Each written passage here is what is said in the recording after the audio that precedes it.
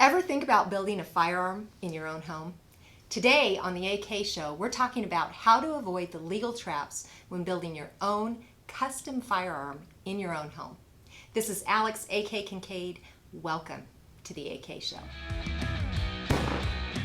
This is Alex AK Kincaid. Welcome to the AK Show. My husband started building AR-style rifles in our own home, and I immediately knew I wanted to build something myself too. After choosing each part, you put together exactly what you want for a finished product that is one of a kind, and it's the difference between buying a frozen dinner and making your own gourmet dinner at home from scratch. This is my first build. This was, it is, a Grendel 6.5 millimeter.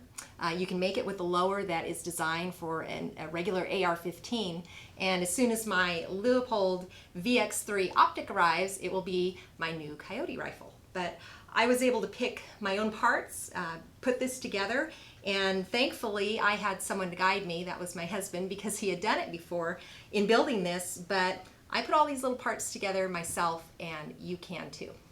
But this video is a little bit different from some of the others on YouTube because I'm not actually showing you how to build.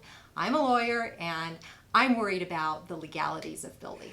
So I'm not here to encourage anyone who isn't comfortable building their own rifle and doesn't have the right experience and knowledge to build a rifle on their own, in their own home to do it. But if you feel that you do and you have someone to guide you, especially through that first build, it can be a really wonderful hobby and you can make a beautiful rifle for many different purposes. A good way to get started is to figure out what that rifle's purpose will be and then design your build list. You can find a link to a great build list on my website at alexkincaid.com. A build list is essentially your shopping list. I'm going to give you 3 simple rules to remember. Number 1, build for your own personal use. Number 2, make sure you know what you're buying. And number 3, make sure you know what you're building. So number 1, build for your own personal use. It's pretty simple. If you want to be certain you're building a rifle legally, build the rifle for your own personal use. You don't want to be in a situation where you're under scrutiny for manufacturing or dealing or even gunsmithing when you shouldn't be. The law says that if you are going to build rifles or sell them for a profit, and you're doing it for the purpose of your livelihood, and there are a lot of different nuances to how this law is interpreted, but if you're doing those things, you're going to need a license to do that. But under federal law, you can clearly make a rifle for your own personal use. So that's the way to make sure that you are in line with that number 1 rule. Now you have to be careful if you are using imported parts, because making a non-sporting semi-automatic rifle or shotgun with 1 or more imported parts is prohibited. So buy in America. We all want to do that anyways. I found that buying locally here in Boise, Idaho, or just the state of Idaho alone, was pretty easy for me. There's so many amazing manufacturers in my home state that we were able to get a lot of the parts for my first build here. And you may be able to do the same in your home state. I'm going to elaborate a little more in a minute about why it's important to stick with this rule of making things for yourself when I talk about my second point. And my second point is make sure you know what you're buying. Just because something is for sale on the internet doesn't mean it's legal. And when you buy parts like this little guy, this is a serialized firearm under the law. A normal person looks at this and might think this is just a piece of metal. But this is your firearm. When you're making a non-sporting rifle, this is your lower receiver. It has a serial number, and when you pick this up from your dealer, you're going to have to fill out the background check form, the form 4473, have the background check completed, just like you would if you were buying a completed firearm. We'll do another show about 80% lowers. I know a lot of you are thinking, well, what about the 80% lowers? An 80% lower is not complete, like this one is. It is not a firearm. But where people can run into trouble with the 80% lowers, and the ATF recently came out with a clear statement about finishing 80% lowers. If you have someone else finish it for you and you pay them for that, you will have some trouble with the law, because the person who is finishing an 80% lower has to have a license in order to do that. The ATF has clearly said that now, and you need to be very careful when you're finishing 80% lowers and actually turning that piece of metal into a firearm versus buying the completed firearm to begin with. When you buy this and you add parts to it, we're improving this firearm. Other things that you can buy online that might be accessories for your build can also cause you a problem. One common accessory is to put a foregrip on a firearm. And a foregrip can be vertical or it can be angled. Those are your two basic categories. The law looks at them differently, or the ATF interprets the law differently, rather. So some states include foregrips as cosmetic features that can turn what might be a legal non-sporting rifle into a so-called assault weapon.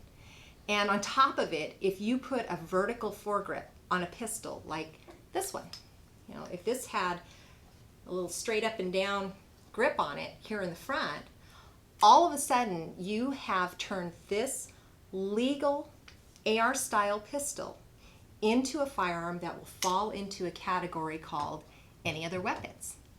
Any other weapons are subject to the registration and tax requirements of a federal law called the National Firearms Act. And if you don't pay a tax and fill out the right paperwork before you put that foregrip on a pistol like this, you've broken the law and you can face prison time. So just putting a little part on your build can convert it from legal to illegal. Know what you're buying. And with the foregrips, there's all kinds of styles out there. Some manufacturers aren't really sure what they have even. I've asked them before when I've got a little foregrip that isn't necessarily vertical or angled, and I don't know what the ATF would look at it as. Those manufacturers are perfectly capable of getting an opinion from the ATF to tell us and them if that item is a vertical foregrip or an angled foregrip, and I would insist that they do that before just plopping it on a little pistol like this and possibly creating an any other weapon. So know what you're buying. Insist that the manufacturer tell you what you're buying if you're unsure. Get something from them in writing if there's a question at all. And you know, not only under the federal law, but under your state law, because we have so many ridiculous rules now where if you buy little parts and pieces like a foregrip and you're trying to make a firearm look cool and do certain things and function a certain way, those little parts can make it more comfortable, but state laws can restrict a lot of features and turn an ordinary non-sporting rifle into what the liberals and anti-gunners are calling assault weapons. And we'll talk about that more when I discuss rule number 3 for staying out of trouble when you're building at home. Be careful about what you're doing and know what these parts are and know what is prohibited, not only under federal law, but under state law. You know, parts like this magazine. This is a 100-round magazine. And some people would think this is just the most horrible thing they've ever seen. And yes, it's loaded because when I get done at the office today, I'm going to go fire off these rounds for a little therapy. This, in my state of Idaho, is a standard capacity magazine. In places like California, it's referred to as a high capacity magazine, and it's illegal, and you wouldn't want to put that in a rifle. Of course, in California, you're probably not going to be able to have most of these without significant modification anyways. But my point is, know what you have, even the little pieces, the little parts that go with what looks like a finished firearm, and make sure you know what you're buying. And then, number 3, my final rule, know what you're building. My final rule to avoid these legal traps, so we've got make things for your own personal use, know what you're buying, and then thirdly, know what you're making.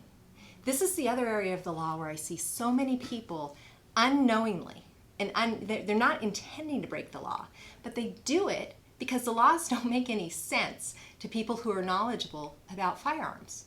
We don't think that putting certain parts on a firearm or having a barrel that is a little bit shorter than a certain length is hurting anyone. We know that if we pick up a gun and we point it at someone, we are breaking the law unless we are using deadly force in a lawful manner. So if I'm being attacked, certainly I can point my gun at someone. I know if I pick it up and point it at someone in this room, I'm breaking the law. But if you have little parts and you're adding those to your gun, we don't necessarily stop and think that we're committing a criminal act. So when we talk about what you're building, there are three main things that you're going to make in this non-sporting rifle situation. You may be making a pistol, you may be making an ordinary rifle, or you may be making what's known as a short-barreled rifle.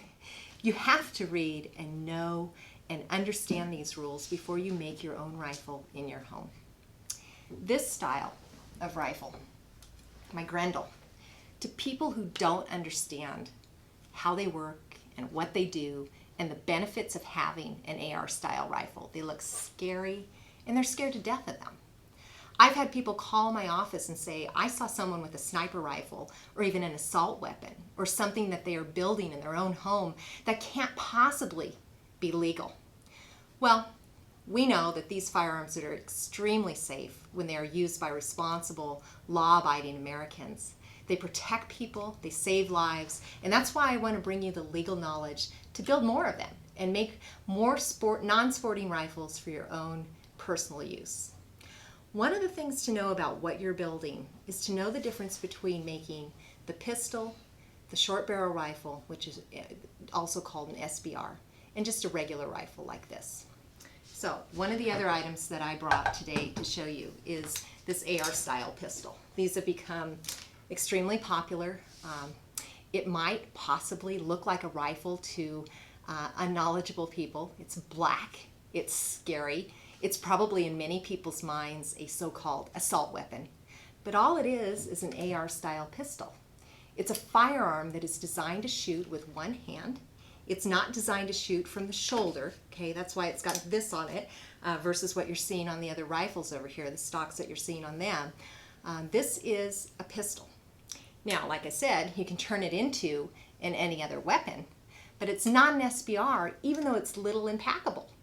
It's a great tool, and we haven't violated any laws, any federal laws at least, by making it this short. Again, you're going to have to check with your state laws.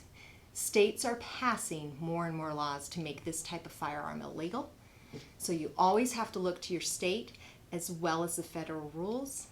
But as far as federal law goes, this is perfectly legal to make and own in your own home. The Grendel is a normal rifle in most states and under federal law. It's not an SBR. Most states don't call it an assault weapon, although more and more of them are. It has a barrel that is more than 16 inches in length. Its overall length is 26 inches plus, and it's just a semi-automatic, non-sporting rifle under the law because it's designed, unlike the pistol, to shoot from my shoulder, right? So, and by the way, I want to mention that all of our Cerakoting is done by MCM Firearms in Nampa, Idaho. They do a beautiful job, and you'll see in a minute here, I've even got my logo on my SBR. This is an SBR because the barrel, when measured from chamber to muzzle, is less than 16 inches. And when you're looking, now this one of course has a suppressor on it, but if you're looking to add a flash suppressor or a muzzle brake to the end of your rifle, and you want to include that length in the 16 inches that a rifle has to be to not fall in the category of an SBR, that muzzle brake or flash suppressor has to be permanently affixed. Loctite's not going to do it. Permanently affixed, or you don't get to include it in the length. So again, the overall length of your build has to be 26 inches or more, and the barrel length has to be 16 inches or more, or you have to register this firearm as a National Firearms Act firearm, fill out paperwork with the ATF, pay a $200 tax, and wait 9 to 12 months to get your tax stamp back and actually take possession of your firearm. This build actually had 2 tax stamps. I got to wait twice because the suppressor on the end here is also a firearm. So I got to pay $200 for this and $200 for the short barrel. I'm actually holding under the law what would be called 2 firearms. So again, if you are going to delve into the world of creating NFA firearms, talk to us about a gun trust, because a gun trust before you build will protect your family and can save you a lot of time and money down the road. Another point about building an SBR, when you create an SBR and you've registered it as such, you've taken the lower receiver, right? This had just a normal AR style lower receiver with it, your firearm, and you've registered that receiver as a rifle. You can't then take the stock off and turn it into a pistol. So keep that in mind as well. This is now a registered rifle. We've committed it to paper. There's no going back. There's no changing it into a little pistol that will not be subject to that federal law known as the National Firearms Act. People are also concerned about having to register their firearms at the federal level. If you're building something that's subject to the National Firearms Act, you will be on a registry. You will be sending in paperwork. If you're building it, you will fill out an ATF form called Form 1 because you have to fill that out before you build it and get approval before you build it, and then you may put it together and own it. If you live in a state where there are state registry rules, like California, you need to figure out what the law is in your own state and make sure that you comply with those rules as well. They can apply to many more types of firearms than the ones that are subject to the National Firearms Act at the federal level. And also at the state level, lots of firearms are currently banned. We're hoping to fix this in the years to come. But right now, if you live in a state where you have lists of firearms that are illegal to possess, you can't build it, obviously. So don't try and get around those rules because you'll wind up in jail or prison. If you live in a state where you have these so-called assault weapon bans, you have to be especially careful about the little parts that you are buying online. Collapsible stocks, foregrips like we talked about, vertical, angled, flash suppressors, all those things are deemed by the anti-gun community to be extraordinarily dangerous, and you're going to turn what may be a legal non-sporting rifle into an assault weapon. And if you do that in a state where it's not allowed, you're breaking your state's law and you're looking at jail or prison. So be careful and know what your state laws are in addition to the federal law. I'm trying to give you some pointers today that can be used around the country to look at the most common legal traps that I see people falling into.